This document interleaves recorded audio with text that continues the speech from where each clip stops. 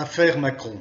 Macron, le président usurpateur, candidat à sa succession à l'élection présidentielle, va tenter le tout pour le tout et essayer effectivement de remporter la mise dès le 10 avril et ensuite le 24 avril. Et pourtant, on ne compte plus le nombre d'affaires qui lui collent au basque, que ce soit l'affaire McKinsey, que ce soit les montants dissimulés de ses bénéfices qui n'ont pas été apparents au moment de la déclaration de son patrimoine en 2017, et bien sûr cette affaire ressort. Il y a l'affaire McKinsey, c'est un scandale d'État dont certains médias commencent timidement à s'emparer, se saisir, on ne va pas dire s'emparer, timidement.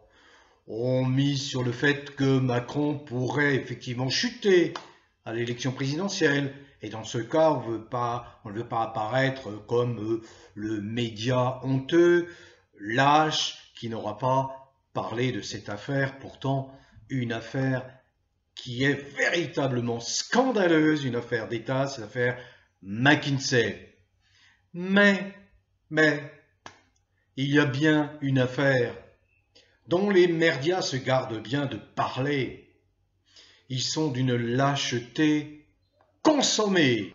Aux abonnés absents, ces médias qui pourtant se revendiquent d'une liberté avancée par rapport à leurs confrères, ces médias qui sont des médias qui vont à l'investigation, disent-ils, sans subir aucune pression, disent-ils, mais ces médias-là, je pense à deux en particulier, sont aux abonnés absents. Ils rejoignent les médias qui se complaisent dans les caniveaux de la médiocrité de la presse française. Au moment où, partout, dans tous les pays du monde, on fait maintenant la une sur cette affaire Brichel, pour ne pas la citer. Dernièrement encore sur une télévision portugaise. Et partout, il suffit d'aller sur tous les réseaux bien informés et on voit que l'affaire Brichel défraie la chronique. On s'interroge très sérieusement. On donne du crédit à l'enquête menée par cette excellente et admirable et courageuse journaliste qui s'appelle Natacha Ray et qui mérite le soutien de toute la profession. Vous savez, elle me fait penser à ces deux journalistes courageux du Washington Post qui ont révélé le Watergate, qui a fait chuter Nixon en 1974-1975, contraint à la démission, sinon c'était pour lui la procédure d'impeachment. Vous savez, cette procédure de destitution qu'a voulu mettre en route François Asselineau et qui n'a été suivi que par un seul député s'était engagé à voter pour la procédure de destitution de Macron. Toujours le même. On est dans l'affaire Macron. Mais voilà, on approche du terme du mandat. Le sexe réel d'une personne qui se prétend être femme et qui a l'ambition d'être comme aux États-Unis, la première dame. Ça ne les intéresse pas. Il n'y a pas de statut de première dame en France. Par contre, on voit que les dépenses qu'engage cette dame flambent. Des dépenses de cosmétiques, d'entretien personnel, etc., etc.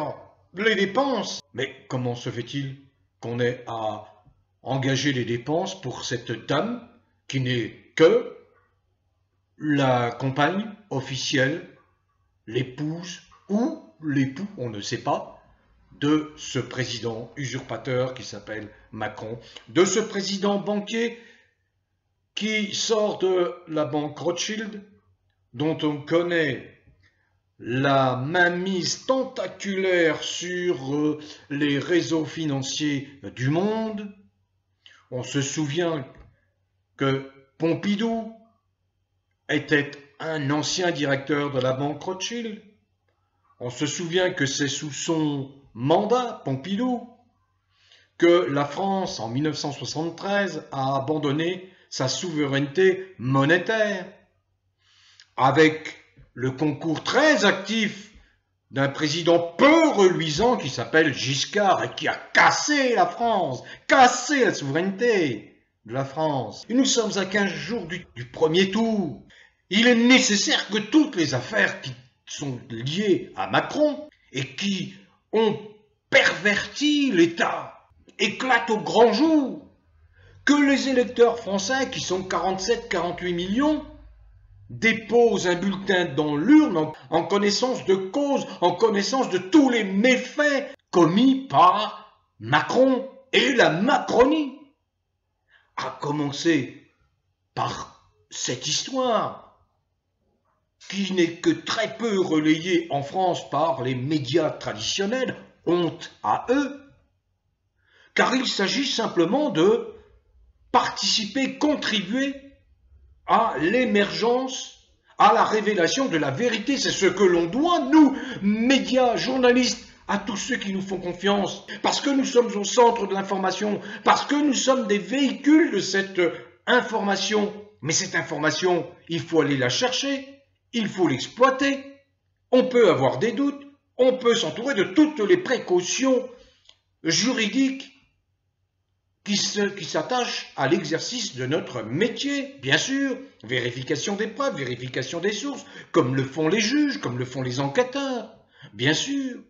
Mais là, existe et est disponible sur Internet un dossier complet sur cette affaire. Et comme je l'ai répété souvent ici, nous sommes en présence d'un faisceau d'indices graves et concordants qui nous donne à penser qu'il y a effectivement là une dissimulation pour le moins, un mensonge d'État pour le pire.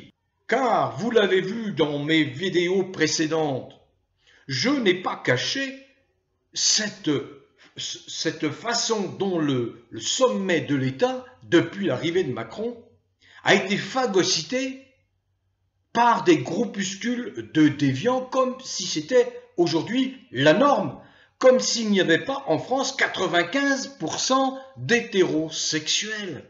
Ce sont des déviants transhumanistes, favorables à l'émergence de lois contre nature qui ont pris le pouvoir.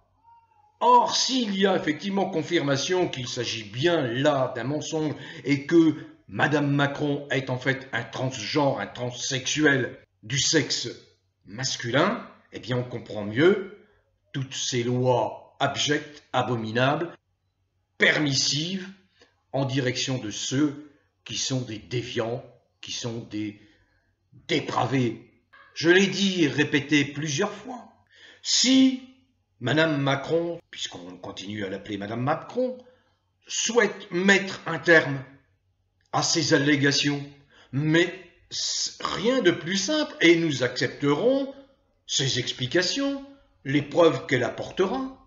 Il suffit tout simplement de faire un test génique ou chromosomique qui prouvera qu'elle est bien du sexe féminin, ou encore qu'elle donne des éléments de preuve genre photos de famille, qui vont attester du fait qu'elle est bien du genre féminin, qu'elle donne des preuves également sur l'existence de son précédent mari, dont parle longuement notamment Natacha Ray, mais bien d'autres qui suivent le dossier. Il ne s'agit pas d'affirmer des choses fausses et de tomber dans l'injustice et de mettre mal à l'aise cette personne, pas du tout.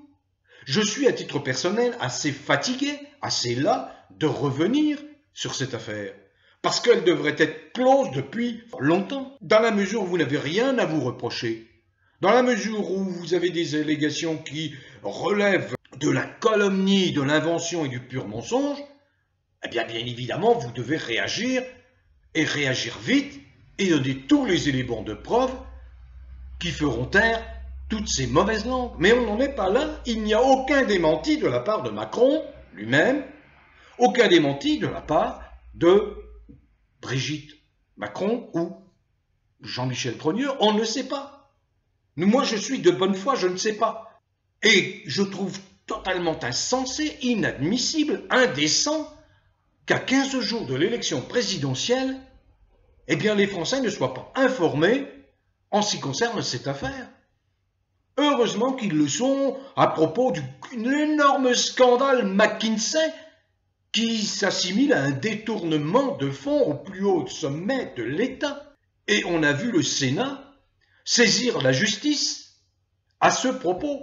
Le sage Sénat, qui se mouille pas beaucoup généralement, là il saisit la justice parce qu'il y a effectivement des éléments de preuve. Ce cabinet McKinsey qui, passez-moi l'expression, se fait des couilles en or avec Macron, depuis l'arrivée de Macron. Ce cabinet McKinsey qui a été à la manœuvre, en lieu et place des conseillers que nous payons, des fonctionnaires que nous payons, à la manœuvre pour donner toutes les directives à propos de cette fausse crise sanitaire. Vous connaissez mon point de vue. Tout ça a été inventé, monté de toutes pièces et instrumentalisé par Macron pour vous contraindre, pour contraindre le peuple français, pour pouvoir faire ses affaires en banquier qu'il est, accumuler les bénéfices pour financer sa campagne électorale, pour financer Dieu sait quoi. Lorsqu'on se prétend journal d'investigation, journal d'opinion, journal qui va révéler ce que les autres ne révéleront jamais, parce que ce n'est pas leur ligne. Donc quand on se prétend être ce type de presse, eh bien on se saisit de ce genre d'affaires, cette affaire Brichel, qui bénéficie de leur part d'un silence plus qu'assourdissant. C'est en cela qu'ils rejoignent dans les caniveaux de la médiocrité et de la propagande macronienne tous ces merdias français honteux. Bon, on en est néanmoins tous. La vérité finit toujours par l'emporter, elle finit toujours par surgir, par poindre, par montrer le bout de son nez. On n'en est pas loin. Bon vent à tous.